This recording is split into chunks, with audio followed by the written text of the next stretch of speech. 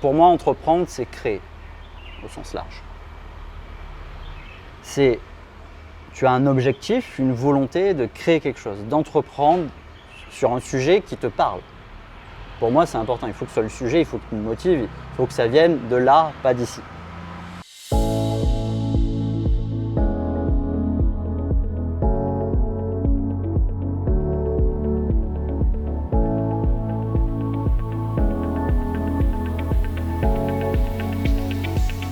Bonjour Damien, comment tu vas? Bonjour Yann, ça va très bien, merci. Ok, super. En tout cas, merci de nous recevoir dans ton lieu. Et moi, j'avais voulu t'avoir sur cette interview parce que déjà, tu as créé un lieu là où j'habite, donc à Albion. Oui. Et aussi parce qu'on s'est rencontrés il y a 1 an de ça, tu venais d'arriver de Paris, tu es arrivé à l'île Maurice et déjà de là, tu avais déjà un projet. Je sais que ma femme avait rempli un questionnaire de satisfaction sur un projet et on avait échangé sur ton projet. Et 1 an plus tard, ce n'est pas le même projet, mais tu as quand même persévéré et tu t'es lancé à ton compte dans un business à l'île Maurice alors qu'un an de ça, tu étais en France. Ouais. Voilà. Alors, du coup, Damien, dis-nous qui tu es, que fais-tu et où on est? Bon, moi, c'est Damien, ça tu le connais, tu le sais déjà. Écoute, moi je viens de France, je suis originaire du sud de la France, d'Aix-en-Provence. Ces dernières années, je suis arrivé à Paris. Je travaillais en tant que développeur web. Ça fait 10 ans que je fais ça, que j'en fais encore un petit peu de temps en temps. Le Covid m'a fait me remettre en question, où je me suis dit j'ai besoin d'une bouffée d'air, j'ai besoin de changer. Ça fait 10 ans que je fais un métier, ça fait 5 ans que je suis à Paris et j'ai besoin d'un renouveau avec le Covid qui bloque un peu les choses. Et du coup, en quelques mois, je me suis décidé et je me suis dit je vais continuer à travailler pour ma société française et je vais travailler au départ pendant 1 an à Maurice, à l'île Maurice, en télétravail. Et je suis arrivé et malheureusement quelques jours après mon arrivée, le second lockdown a été annoncé. Mais du coup, comme tu le disais, j'avais un projet en tête quand je suis arrivé ici. Je me suis dit, c'est un gros projet. Je voulais un peu savoir ce que les gens pouvaient penser ici de ce projet-là.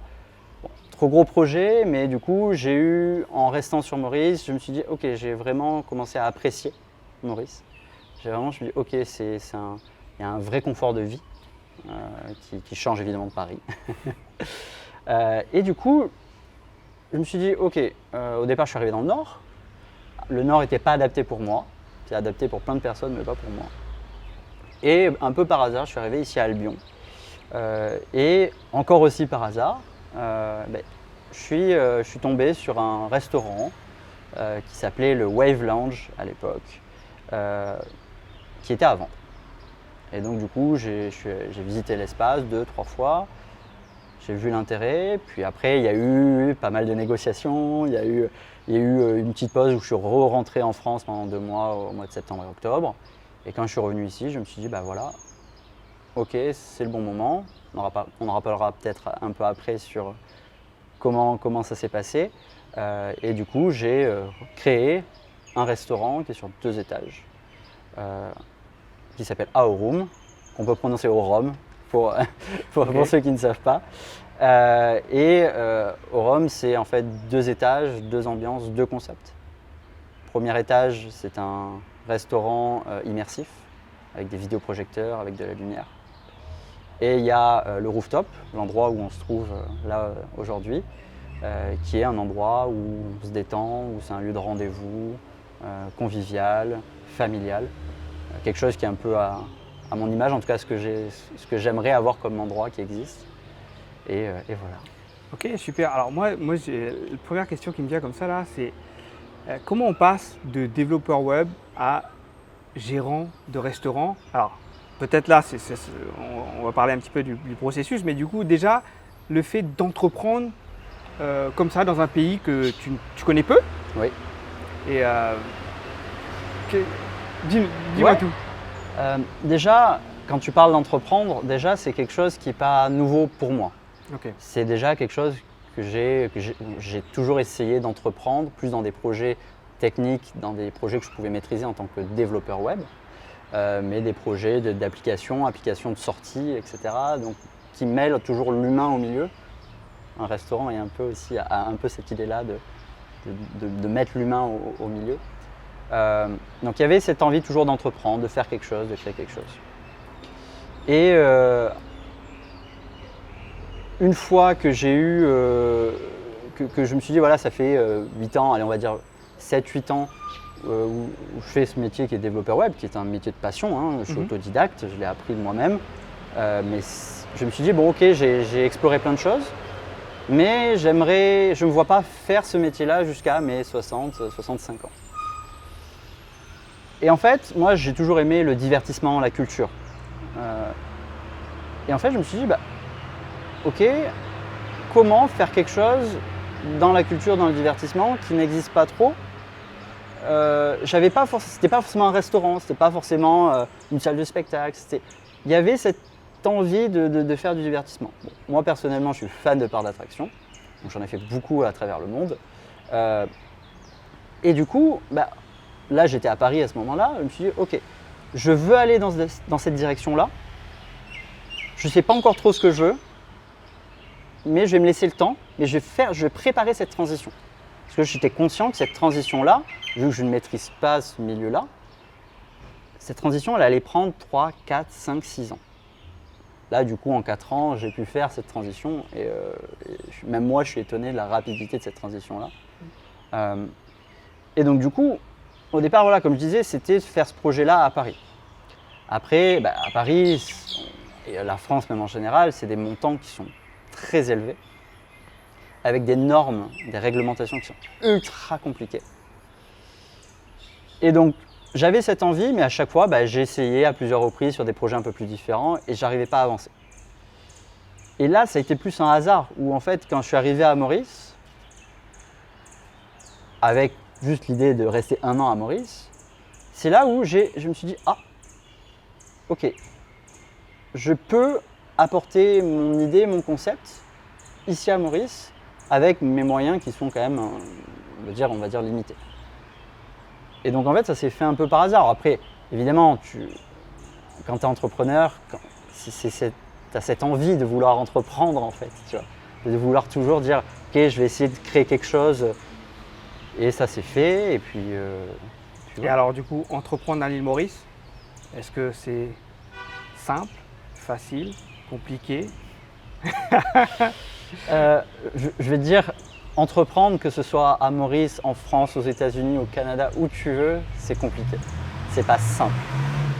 Évidemment, quand tu changes de pays, un pays que tu ne connais pas, moi j'étais venu pendant une semaine en 2017, je ne connaissais pas vraiment Maurice, que en touriste. Évidemment, ça rajoute une difficulté. Mais après, en tant que Français, ici, ce qui est facilitant, c'est que les gens parlent français, anglais. On n'est pas en Asie, c'est pas de l'espagnol, etc. Après, il y a des gens qui peuvent parler espagnol. Moi, je parle français et anglais. Pour moi, ça a été assez doux, on va dire. Par contre, après, si on parle de difficultés, en tant qu'étranger, c'est justement la partie administrative. Okay. Comment s'installer durablement ici, comment parler avec le DB, comment faire un suivi de dossier, parce que c'est des choses qui prennent beaucoup de temps. Mais au final, quand on est patient, ça c'est quelque chose que j'ai appris, en étant patient, ça avance. Et voilà, aujourd'hui, oui, j'ai un petit peu galéré là pour tout faire, pour tout le lancement, mais au final, ça va. Du coup, ce que tu dis, c'est intéressant, c'est l'entrepreneuriat, finalement, c'est pas simple, c'est complexe, mais on a envie d'y aller. Toi, tu avais envie de te lancer. Ouais. Peu importe les difficultés, les problématiques. D'ailleurs, un peu développeur web, on trouve souvent des solutions à des problèmes. C'est ça. Est-ce que du coup, dans l'entrepreneuriat, tu les appliques pareil? Ouais, en fait, tu sais, déjà, il y a une question de caractère. Je vais être honnête, je pense que pas tout le monde est fait pour être entrepreneur.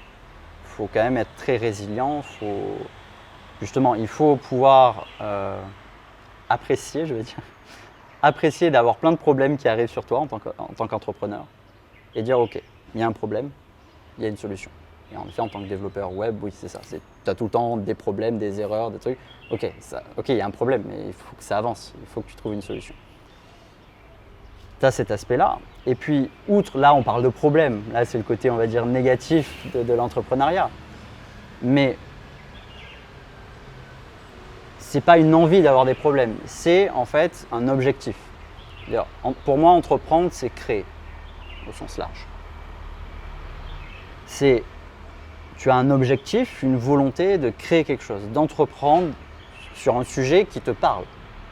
Pour moi, c'est important. Il faut que ce soit le sujet, il faut qu'il me motive, il faut que ça vienne de là, pas d'ici. Et vu que tu as ce sujet-là, cet objectif-là qui te motive, qui te force à te lever tous les jours, à aller contre tout le monde et d'avancer, eh bien ça te motive à avoir tous ces problèmes-là et dire bah oui, à un moment donné, je vais résoudre le problème ou le besoin qu'il y avait, parce que quand tu veux entreprendre sur un sujet, c'est qu'en général tu as un problème existant ou tu as un manque quelque part et tu vas entreprendre pour solutionner ce problème-là. Et ça, c'est ton moteur au quotidien ? Ouais, parce que, comme on le disait, c'est tellement dur d'entreprendre qu'il faut que ce soit un sujet qui vienne de ton cœur, qui vienne de là. Et est-ce qu'il y a il y a une finalité pour toi à ça ? Parce que là, ce lieu, on est au rooftop à Albion, super lieu. J'ai entendu tes projets. T'en as plein la tête. Ouais. Et est-ce que du coup, tu vas arrêter quelque part ou il n'y a pas de chemin en fait ? Je pense que quand tu es entrepreneur, tu t'arrêtes jamais en fait. C'est un état d'esprit. Donc évidemment là c'est mon premier projet on va dire physique, pas quelque chose qui est sur un téléphone, une application ou un site web. Mais même ce lieu-là en fait, pour moi il sera jamais fini. Il sera jamais fini. Et le jour où je pense avoir explorer toutes les possibilités que je pouvais faire dans ce lieu-là. À ce moment-là, je vais dire, ok, ce lieu-là, je peux l'arrêter et partir peut-être sur un projet qui est plus gros ou différent, parce que j'ai eu plein d'expériences dans ce lieu-là qui m'a permis, en fait, de pouvoir accéder à d'autres aventures entrepreneuriales. Pour rebondir dessus, en tant que développeur web, tu bossais beaucoup en B2B, beaucoup en B2C, et là tu me parlais l'humain qui est hyper important pour toi, et ce lieu-là, tu remets l'humain au cœur. Ouais. Ça vient d'où en fait cette approche Déjà, comme je disais juste avant, c'est vrai que dans tous mes projets, j'ai toujours voulu mettre l'humain avant tout, proposer un service pour améliorer la vie, on va dire, locale de ceux qui utilisent mon service ou là un restaurant, de pouvoir toujours apporter de la valeur à une personne, à un être humain. Alors du coup, pour revenir à Aurum, c'est comme ça qu'on le prononce. Tu peux. Quelle était la problématique d'Albion ou quelle était la problématique d'ici qui a fait que elle est assez simple. Tu as mis une solution en face. Elle est assez simple à Albion, tu le vois très vite. Moi j'ai un coup de cœur pour Albion parce que c'est un endroit qui est très calme, qui est ce petit village, c'est très appréciable. Mais il n'y avait pas de vie nocturne. Quand je parle de vie nocturne, ce n'est pas les boîtes de nuit, c'est plus un endroit où tu peux venir après ton travail. Tu n'as pas forcément envie de rentrer chez toi, tu as envie de te poser, manger un petit truc, boire un petit truc. C'est cet endroit-là convivial où tu n'es pas chez toi. En fait. Et ça, tu le vois tous les gens avec qui je parle à Albion me disent la même chose. Ils me disent Albion, c'est super, c'est cool, mais la nuit, le soir, je parle même pas la nuit, vraiment le soir, c'est mort, il n'y a rien. Donc tout de suite, en fait, c'était un choix logique. Bon, après, il y avait ce lieu-là qui existait avant, qui était un peu l'opportunité pour moi. Mais là, tu vois, pour revenir justement à ce côté peut-être humain, d'où ça vient aussi, et ça, il y a beaucoup de développeurs qui prêtent répondre la même chose, c'est que en tant que développeur, on est derrière un ordinateur toute la journée. On n'est pas face à l'humain. On peut parler à des gens, à des collègues développeurs, mais on ne voit pas l'humain. On a un écran en face de nous. Et tu as souvent des histoires où tu as des développeurs qui veulent ouvrir un bar, un restaurant à l'autre bout du monde. C'est assez courant. Et donc ce côté, l'humain, ben voilà, moi c'était cette envie de dire, ok, on parle d'humain, mais il y a le côté réel, physique, les gens que tu peux, avec qui tu peux parler, que tu peux voir. Et pour moi, c'est ultra important. Et du coup, on parlait de l'humain, on parlait des gens autour de toi. Est-ce que justement, est-ce qu'il y a des gens qui t'aident, qui te supportent dans ce choix d'avoir quitté la France et de venir entreprendre à l'autre bout du monde? Tu sais, entreprendre, tu te sens un peu seul. Tu te sens un peu seul parce que je pars du principe qu'entreprendre, c'est un choix personnel, c'est une envie, c'est un objectif personnel.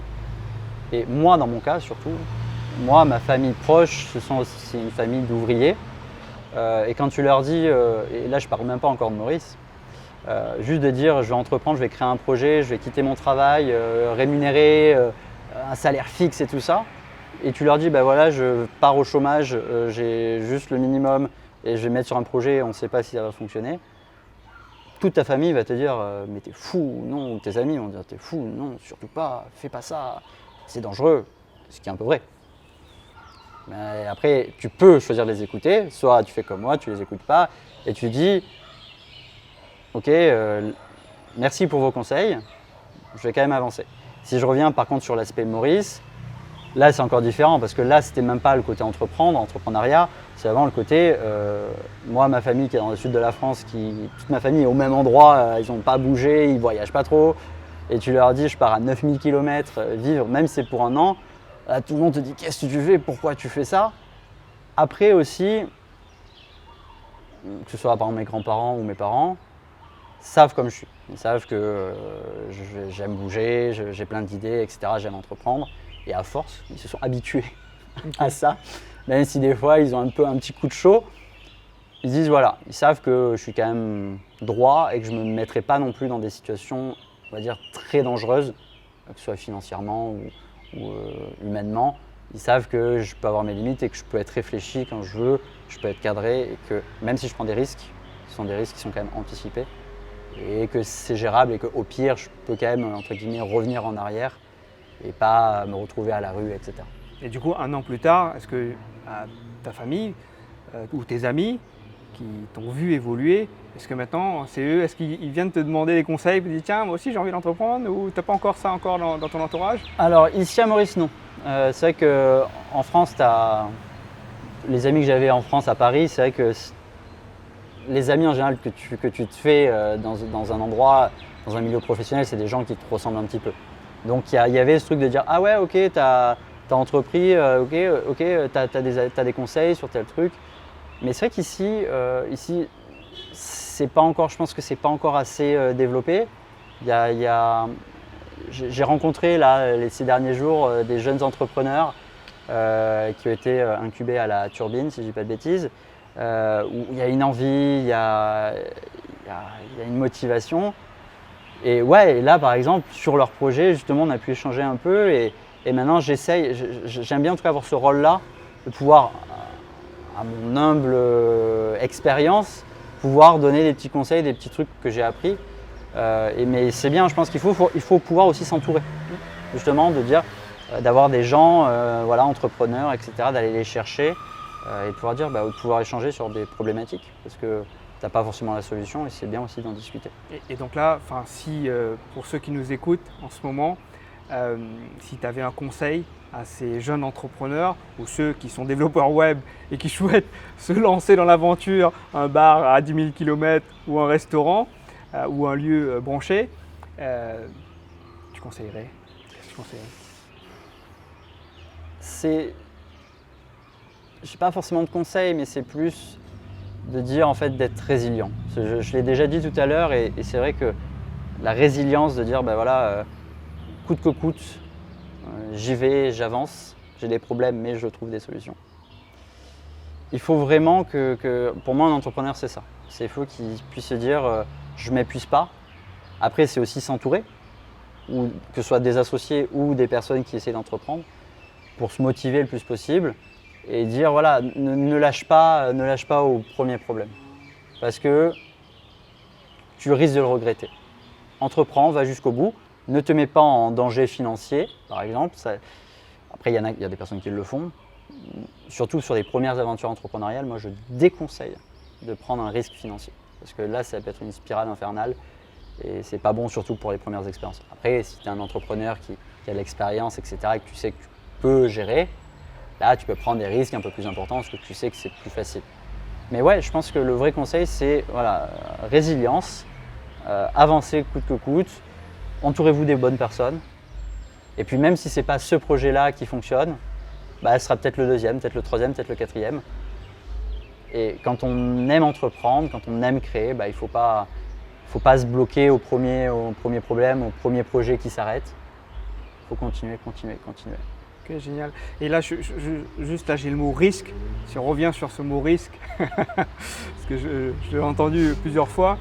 Et c'est quoi? C'est prendre des risques mesurés, mais des fois on se dit, tiens, si on ne prend pas des risques, si on ne se jette pas à l'eau, on ne saura pas nager. Comment on fait pour dire, tiens, on arrive à jauger, mesurer un risque? Toi, est-ce que tu peux nous dire de ton propre expérience? Pour moi, en fait, tu as plusieurs types de risques. Tout à l'heure, justement, je parlais de risques personnels, risques financiers personnels. Moi, je pense que c'est un peu la limite.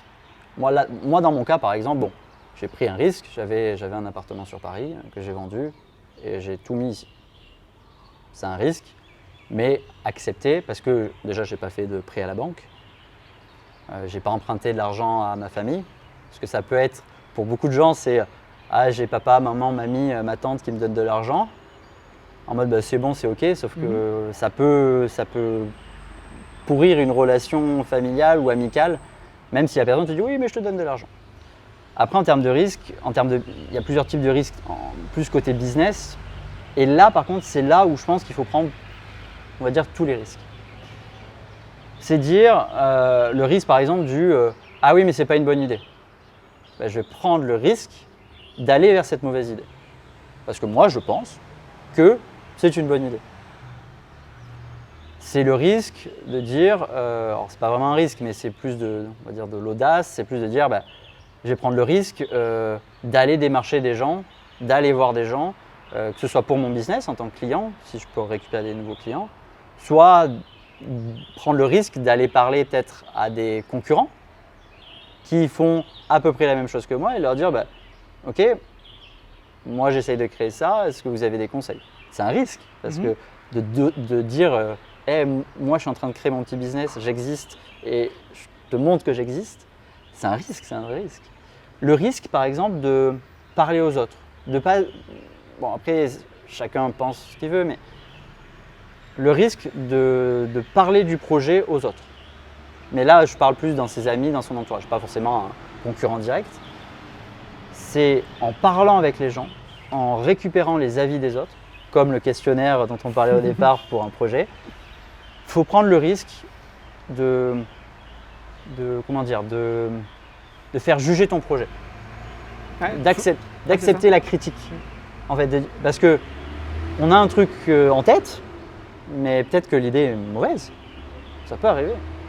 Donc il faut soumettre cette idée, il faut en parler et c'est en parlant que ton idée, ton projet va évoluer. Je le vois ici par exemple, donc comme je disais tout à l'heure, on a 2 niveaux. Au départ, on se focalisait sur le premier niveau et en fait, on a fini par faire en priorité le rooftop parce qu'on a écouté les gens, on a parlé du projet. Et en fait, tout le monde nous a dit « Ah ouais, le rooftop, il est cool et tout, il faut mettre ça en premier, c'est cool. » Et c'est en écoutant, en prenant le risque de donner ton idée, que les gens te copient, mais bon, une idée, pour moi, ça vaut pas grand-chose. C'est une fois que tu l'as fait et que là, c'est une vraie valeur et que tu arrives à exécuter ton travail d'entrepreneur, que tu arrives à faire que ça marche. C'est hyper intéressant ce que tu dis parce que souvent, effectivement, au niveau des entrepreneurs qui démarrent, ils disent moi j'ai une idée en tête, bon je peux pas te le dire parce que les gens vont me le voler, etc. Et au final, ça reste dans un coin et c'est pas mis en place en fait. Et là, ce que tu dis, c'est qu'il faut en parler effectivement en mesurant le risque à son entourage pour tester l'idée et aussi les questionnaires que tu as mis en place. C'est ça, et puis j'ai envie de te dire, au pire, tu donnes l'idée à quelqu'un, tu parles de ton idée à quelqu'un. la personne va te la voler, va l'utiliser, va le faire. C'est frustrant. Oui, c'est frustrant. Tu dis, ah, j'aurais bien voulu faire cette idée et la mettre en place. Mais dès l'instant que tu n'as pas dépensé d'argent, que tu as dépensé un peu de temps, bah, tu auras d'autres idées, tu auras d'autres projets. C'est pas grave. Pas grave. Tu sais très bien que quand on entreprend, c'est pas tu as 10 personnes en même temps qui ont l'idée. Donc, faut en parler. Voilà, là on entend la police qui passe. J'espère que c'est pas pour nous. Non, je pense pas. Du coup, quel est ton grand défi pour toi, là, le grand défi entrepreneurial de 2022? Là, le gros défi, une fois que voilà, là c'est le rooftop est terminé. Pour moi, le grand défi, c'est déjà montrer que mon projet existe, faire connaître ce projet-là, parce que ça c'est valable que ce soit un projet web, application ou en réel, c'est de faire connaître ton projet. Ça pour moi c'est quelque chose de, même si moi j'estime que j'ai fini ma première partie de dire ok j'ai construit ce lieu-là, mais maintenant il faut qu'il se fasse connaître, et il faut que le projet soit vive et qui génère de l'argent pour que le projet puisse continuer à vivre sur le long terme. Donc moi aujourd'hui c'est ça mon plus gros défi, c'est que le projet puisse être viable sur le long terme. Parce que oui, il y a une envie, il y a ce projet, ok, c'est créé. Maintenant, il faut qu'il vive ce projet. Et là-dessus, tu vas t'appuyer sur quoi comme qualité que Damien a? Tu t'appuies sur quoi pour dire, tiens, je vais mettre ça en place? C'est pas forcément, je pense, une qualité personnelle. Je suis quelqu'un de très modeste et tu vois, c'est pas moi Damien qui a les qualités qui va faire que le truc fonctionne. Pour moi, justement, c'est plus ce que je veux insuffler à ce lieu-là. On en revient à l'humain, toujours pareil, au partage des connaissances et au partage humain en fait. C'est vraiment ça, c'est-à-dire que ce lieu-là ne fonctionnera que si il y a plusieurs êtres humains qui se rassemblent et qui vont faire en sorte que le lieu va vivre.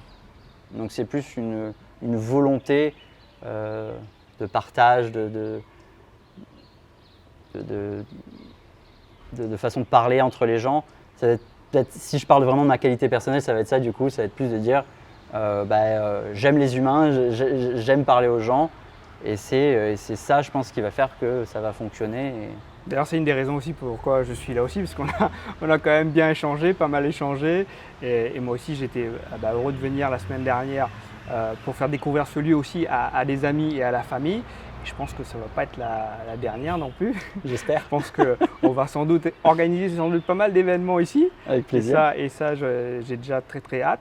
On arrive presque à la fin de notre interview. Oui. J'ai quelques petites questions, parce qu'on vu qu'on a un Maurice, c'est ces fameux questions coquillages. Bon, allez, on va en prendre un ou deux. Allez. Allez, en prendre deux, et puis on verra ce que ça ressort.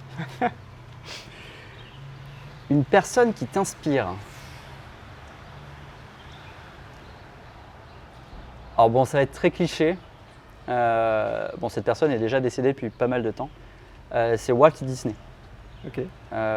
C'est quelqu'un en fait où c'est quelqu'un d'ultra créatif qui a commencé par l'animation et qui a créé des parcs d'attractions et qui est pour moi juste c'est même pas pour moi, il est même au-delà d'un entrepreneur. C'est un créateur, un pur créateur. Il avait plein d'idées et il a créé clairement un groupe maintenant qui est juste énorme. Et ouais, moi c'est quelqu'un qui m'inspire énormément. J'adore une de ces citations, si tu peux le rêver, tu peux le créer. Exactement. Qui m'anime aussi, qui m'anime aussi au quotidien. Ok, super. Alors. Allez, je vais fouiller un petit peu. Allez. Oula. Oh, elle est dure celle-là. Si un génie t'offre de réaliser un vœu, que serait-il? Ouf, elle est vraiment atroce celle-là. Le truc c'est que tu peux répondre à une question bateau en mode qui m'apporte le succès, qui m'apporte la richesse, mais je t'avoue que je ne sais pas répondre à cette question. Je sais pas répondre à cette question. Ok, pas de souci. Allez, une dernière alors. Je prends note dessus, peut-être qu'elle sera plus simple. Tu te vois comment dans 10 ans? Bon, après, c'est toujours pareil, ça peut être que des prédictions, tu peux pas. Moi, j'aimerais continuer dans ce que là j'ai commencé à faire, pouvoir créer des lieux où les gens se rencontrent. Donc, c'est pouvoir gérer, pouvoir toujours être entrepreneur. Moi, je me vois toujours entrepreneur, mais sur des projets peut-être un peu plus gros, dans la culture, dans le divertissement, dans la restauration. Et déjà, ouais, je vois déjà pas mal de choses à faire en 10 ans, mais je pense que je vais rester dans ce milieu-là. Ok, super. En tout cas, merci pour ce que tu fais pour Merci. l'île Maurice, Merci à toi pour l'invitation. pour les habitants d'Albion. D'ailleurs, je mettrai dans la chaîne ou en podcast le lien où on peut te retrouver ici. Avec plaisir. Ton Instagram, Merci. ton Facebook ou même ton mail, ton numéro de téléphone pour réserver. Pourquoi pas. Et puis vous qui me regardez, donc n'hésitez pas à liker, abonner et à commenter et à venir si vous êtes à l'île Maurice dans ce lieu, au Rhum, chez Damien. Et aussi vous qui me regardez de Paris, si vous faites un tour à l'île Maurice, venez à Albion. À bientôt.